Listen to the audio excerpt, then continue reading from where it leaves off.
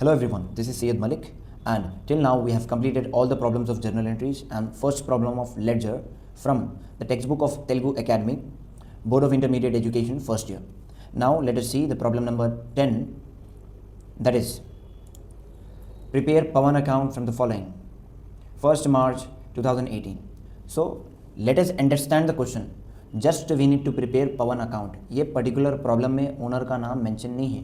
अगर ओनर का नाम मेंशन रहता था तो हेडिंग क्या रहती थी? लेडजर ऑफ जो भी ओनर रहेगा उसका नाम. So here it is not mention. Directly we need to make Pawan account. ठीक है, Pawan is a person. So personal account का रूल क्या है? Debit the receiver, credit the giver. अब ये पर्टिकुलर प्रॉब्लम में सिर्फ पवन के ऊपर फोकस करना है आपको.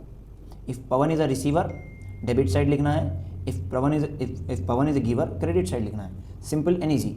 And this is a format of ledger. ठीक है, ये लेडजर का फॉर्मेट है. Date particulars JF amount, date particulars JF amount. And remember one thing, DRCR mention करना मैंडेटरी है, right? If you are not going to mention this DR and CR, automatically 2 marks will be deducted from this problem. और ये रहता है 5 mark का. तो you have to be very careful. So let us see and understand. 1st March, goods purchase from पवन. पवन के पास से goods खरीदे मगर पवन को पैसे नहीं दिए. ठीक है, क्रेडिट ट्रांजैक्शन हुआ तो ही रिकॉर्ड होता, नहीं तो नहीं होता. What is our rule? Personal accounts are recorded only when credit transaction take place. अब just you need to consider Pawan. Pawan receiver है तो डेबिट में लिखना है. पवन अगर गिवर है तो क्रेडिट में लिखना है, राइट? अब just consider Pawan in this transaction. Pawan is a giver, मतलब हम पवन के पास से उधार पे खरीदे तो पवन क्या हुआ? गिवर हुआ. तो पर्सनल अकाउंट के रूल के हिसाब से क्रेडिट द गिवर. अब पवन अकाउंट में क्रेडिट साइड लिखना है हमको. What we are going to write in the date column? Date लिख दीजिए 1st March. And in particulars हम करें क्या? We have purchase. ठीक है, पवन के पास से हम खरीदे. So purchases account 38,000, right? Then after that cash paid to Pawan. Pawan को हम कैश दिए. तो पवन रिसीवर है, गिवर है?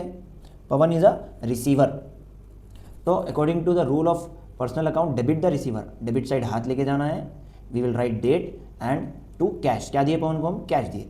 Amount 5,000. Next transaction 10th March, goods return to Pawan. Simple. अगर हम रिटर्न करें that is always purchase return. ठीक है, अब आप पवन को कंसिडर करो. हम जब पवन को रिटर्न करेंगे तो पवन इज अ रिसीवर और giver. Definitely he is a receiver. हम दे रहे हैं ना पवन को, right? Pawan as a receiver. तो according to the rule of personal account, debit the receiver. तो आपको डेबिट साइड हाथ लेके जाना है. You need to write date to purchase return account 1,500. Then after that goods 14th March paid to Pawan by cheque. अब हम एक check लिखे और पवन को दे दिए. पवन इज अ रिसीवर और giver? Pavan is a receiver. ठीक है, डेबिट साइड हाथ लेके जाना है पवन अकाउंट में. एंड अगर हम चेक पे करें तो I have always mention that cheque हमारे बिजनेस से कनेक्टेड है, तो instead of cheque we need to write bank. ठीक है, simple and easy. Pawan receiver है, गिवर है? पवन रिसीवर है तो डेबिट साइड हाथ लेके जाना है आपको. ठीक है, and in the debit side first we will write the date 14th March. ठीक है, and to bank instead of cheque we are writing bank. What is the amount? 6,800, right? Then after that discount allowed by Pavan. Discount allowed by Pavan. अब ये particular transaction में हमेशा आप discount पे focus करो. हमारे लिए डिस्काउंट क्या है वो कंसिडर करना है. ठीक है, if the Pawan is allowing discount then for us it is discount received. ठीक है, पवन अकाउंट में या कौन से भी अकाउंट में डिस्काउंट रिसीव्ड डेबिट साइड लिखना है आपको, और डिस्काउंट अलाउड क्रेडिट साइड लिखना है हमेशा. So for this particular discount के लिए पवन अगर हमको अलाउ करा तो हमारे लिए वो डिस्काउंट रिसीव्ड है. डिस्काउंट रिसीव्ड हमेशा डेबिट साइड लिखना है अकाउंट में, not for journal entry. Journal entry के लिए प्रोसीजर अलग है, राइट? सिर्फ इतना समझ लो हमारे लिए कौन सा डिस्काउंट है? अलाउड है, रिसीव्ड है. If it is received then you need to write it on debit side, and if it is allowed then you need to write it as credit side. The discount received account 500, right?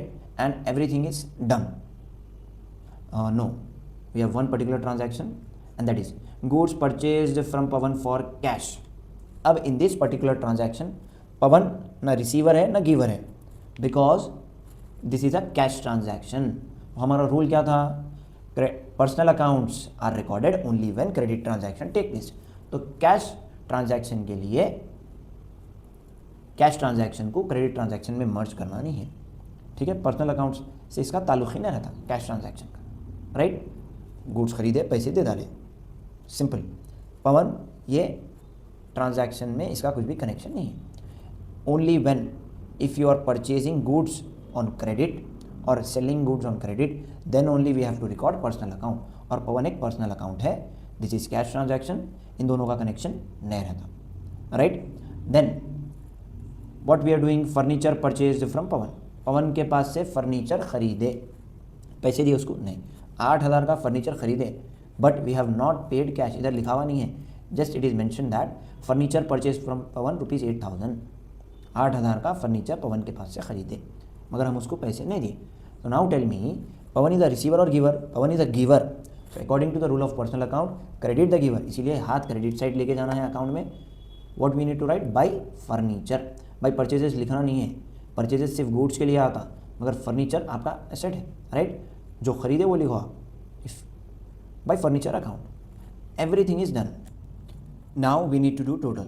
अब दो sides आपके पास है, एक debit side है और एक credit side है, ठीक है।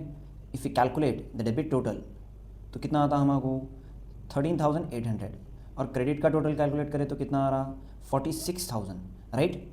तो इसमें से ज़्यादा कौन सा है, 46,000 क्रेडिट साइड।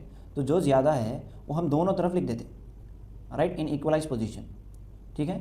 ये डेबिट साइड क्रेडिट साइड दोनों तरफ सेम अमाउंट जो ज़्यादा है लिख डालें। अब उसके बाद क्या करना है हमको, फ्रॉम दिस 46,000, ठीक है, क्रेडिट साइड के टोटल में से जो कम है, किसका कम आया था, डेबिट साइड का, ये इसके टोटल को माइनस करना है। So if you are doing that 46,000 minus 13,000, that is 32,200। 46,000 minus 13,800, that is 32,200, and this will be the balancing amount 32,200।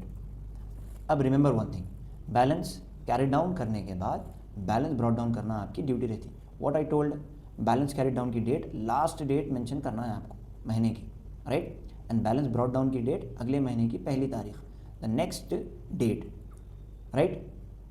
So the amount will be same 32,200। From this, we have completed the second problem of ledger from the textbook. We will continue the third problem in our next video session.